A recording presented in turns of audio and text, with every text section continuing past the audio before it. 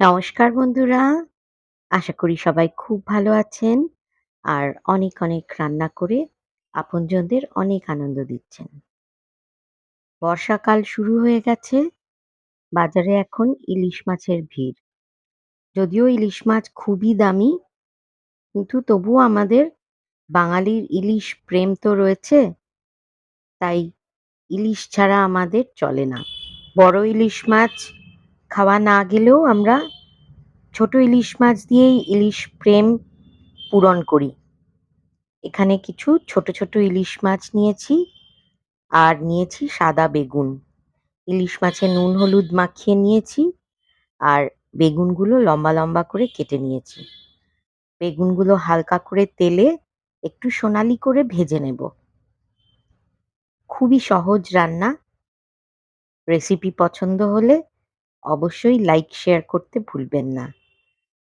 বেগুনগুলো ভাজা হয়ে গেছে, তুলে রেখে নুন হলুদ মাখানো ইলিশগুলো আলাদা করে রেখে দিয়েছি। এবার তেলে দিয়ে দিচ্ছি একটু ফোড়ন, কালো জিরে আর কাঁচা লঙ্কা। ইলিশ রান্না করতে মশলার খুব একটা দরকার হয় না, শুধু গরম জলে চুবিয়ে দিলেও ইলিশ খেয়ে নেওয়া যায়। পারলে তো কাঁচাই খেয়ে নেবে, কিন্তু রান্না তো একটু করেই নিতে হবে। সহজ পদ্ধতিতে ইলিশ মাছের পাতলা কাঁচা লঙ্কার ঝোল। ফোড়নের তেলেই ইলিশগুলো ছেড়ে দিলাম। খুব একটা ভাজার দরকার নেই, কারণ ইলিশ বেশি ভাজলে ইলিশের সেই স্বাদটা পাওয়া যায় না। একদম ২ মিনিট, ১ মিনিট এক পিঠ আর ১ মিনিট অন্য পিঠ, এইভাবে একটু ভেজে নিতে হবে। হালকা ভাজা হয়ে গেলে এর মধ্যে দিয়ে দেব খানিকটা গরম জল, নুন হলুদ, ব্যাস ইলিশ মাছের জন্য এটুকুই যথেষ্ট। বন্ধুরা যারা ইউটিউব থেকে এই ভিডিওটা দেখছেন তাদের কাছে অনুরোধ, চ্যানেলটা প্লিজ সাবস্ক্রাইব করে আমাদের পাশে থাকবেন। আপনারা সাবস্ক্রাইব করলে আমাদের উৎসাহও অনেক বেড়ে যায়, নতুন নতুন রান্না নিয়ে আসতে পারি আর নতুন রেসিপি উদ্ভাবনও করতে পারি। যাই হোক, মাছ ভাজা হয়ে গেছে, দিয়ে দিয়েছি প্রায় ২ কাপ গরম জল। ফুটে উঠলেই দিয়ে দেব বেগুন ভাজাগুলো।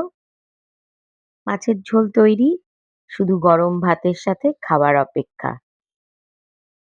যারা ফেসবুক থেকে দেখছেন, অনুরোধ করছি চ্যানেলটিকে ফলো করার জন্য। আর রেসিপি আপনাদের কেমন লাগলো একটু কমেন্ট করে জানালে খুবই ভালো লাগবে। আপনাদের কমেন্টের জন্য আমি অধীর আগ্রহে অপেক্ষা করব এবং অবশ্যই তার যথাযথ উত্তর দেব। দিয়ে দিলাম স্বাদমতো লবণ আর সামান্য হলুদ। ইলিশ মাছের মজা এটাই যে কোনো মশলা ছাড়াই এত সুস্বাদু রান্না কল্পনা করা যায় না। আমরা একটু অন্ধের মতো ইলিশ ভক্ত। বর্ষাকালে আমরা অপেক্ষা করে থাকি কবে একটু সস্তায় একটু ভালো ইলিশ মাছ পাবো। টকবক করে ঝোল ফুটে উঠেছে, মাছগুলো একটু ঝোলে হালকা করে ফুটিয়ে নিলেই মাছের ঝোল তৈরি। এবার পরিবেশন করে খাওয়ার অপেক্ষা। আপনাদের রেসিপি পছন্দ হলে অবশ্যই আমাকে কমেন্ট করে জানাবেন। আর এরপরে চেষ্টা করব আরও নানান রকম ইলিশ মাছের রেসিপি নিয়ে আপনাদের সামনে হাজির হব আবার। আর আপনারা কে কোথার থেকে আমার এই ভিডিওটি দেখছেন সেটা যদি জানাতে পারেন আমার খুবই ভালো লাগবে। আপনারা পাশে থাকলেই আমি আরও অনেক নতুন নতুন রান্না নিয়ে আপনাদের সামনে হাজির হব। ধন্যবাদ।